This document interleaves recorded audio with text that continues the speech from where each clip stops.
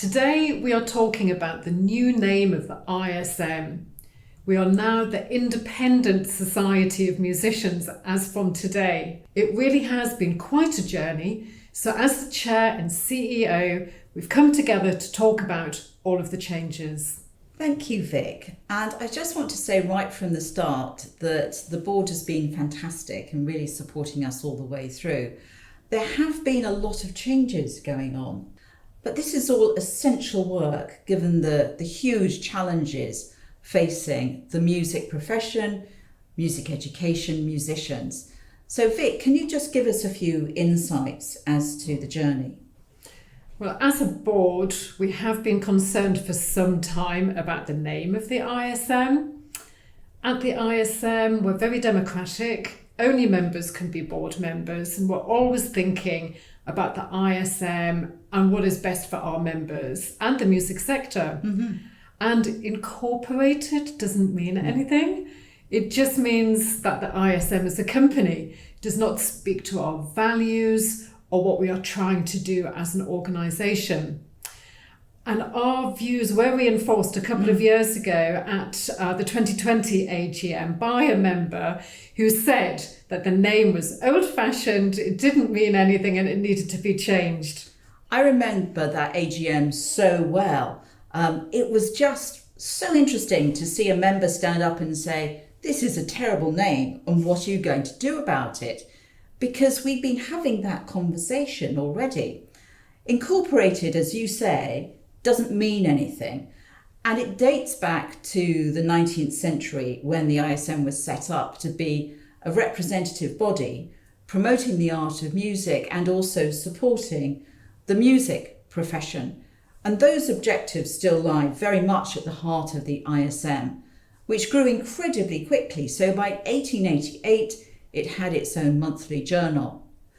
But within a few years, it wanted much more influence at a governmental level. So it had to go through a kind of governance overhaul.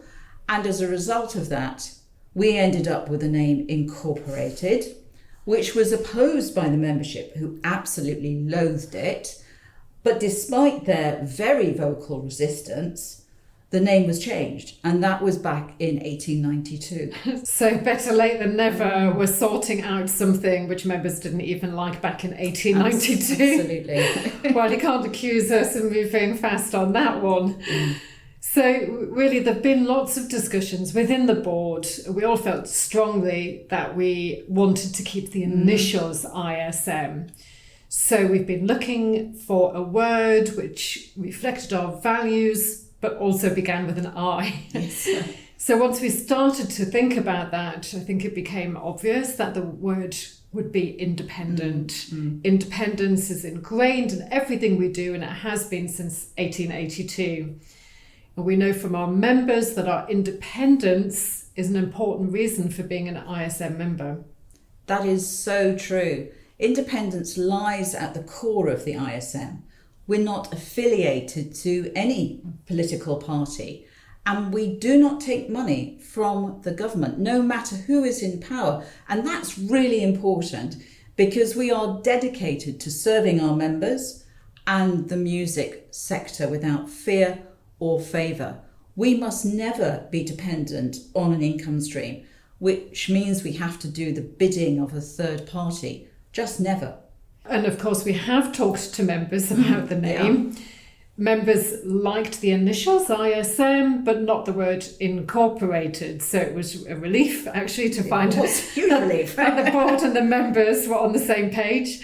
So the next step has been getting a design which reflects the name and to make sure that the brand was strong enough to reflect who we are and what we are.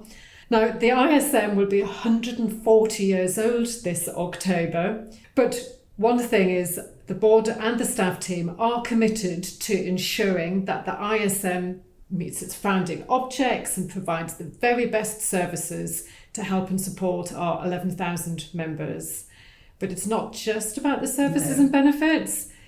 The ISM was set up to support the whole of the profession. And the past 2 years have been so tumultuous for all of those working in the music sector. Mm-hmm. It has been a very tough couple of years, and I'm not sure we are out of the woods yet. with the cost of living crisis. Campaigning sits at the heart of the ISM. It's one of the reasons we were set up.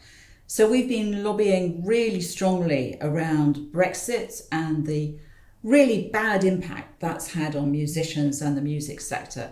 But we've also been talking about music education, the lack of funding there, the toxic impact of accountability measures, diversity and inclusion, COVID-19, which has stopped so many musicians from being able to earn their living. It's been devastating seeing musicians leaving the profession because of COVID-19. So we really do focus on all these various issues, and it's based on first-rate research. We start with the primary data through numerous surveys that we put out across the whole of the sector, and from that we work out exactly what needs to change. And that is then fed into our policy asks and into our campaigning. I think our research is gold standard, and the legal work that the ISM provides its members is very important as well. Absolutely.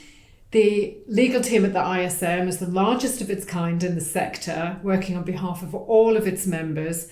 And I understand in the past 6 years, it's recovered about £1.25 million on behalf of its members, which is just astonishing. And it's all kinds of legal work. I mean, we chase down every fee that has not been paid, but we also do bigger types of cases like people losing their jobs or discrimination. And we usually undertake about 1,600 cases a year, which is a lot of legal work. That's why the legal team is so big. And I just want to talk about one legal case, which came in 2013. Leslie Brazell, one of our members, felt that she hadn't been paid adequately in terms of holiday pay. And we investigated her case. We checked all the various resources, things like the ACAS guidelines, etc. And we felt that actually our understanding of the original law was correct. And so we took the case and we took it all the way through to the Supreme Court. And literally in July, just now, 2022, our legal team was found to be correct. It's a brilliant result. I'm just so immensely proud of all of the work we do at the ISM. Never has there been a more important time for the ISM to be strong and forward-looking. And we believe this name change will serve the society well for a very long time to come. I totally agree with that, Vick.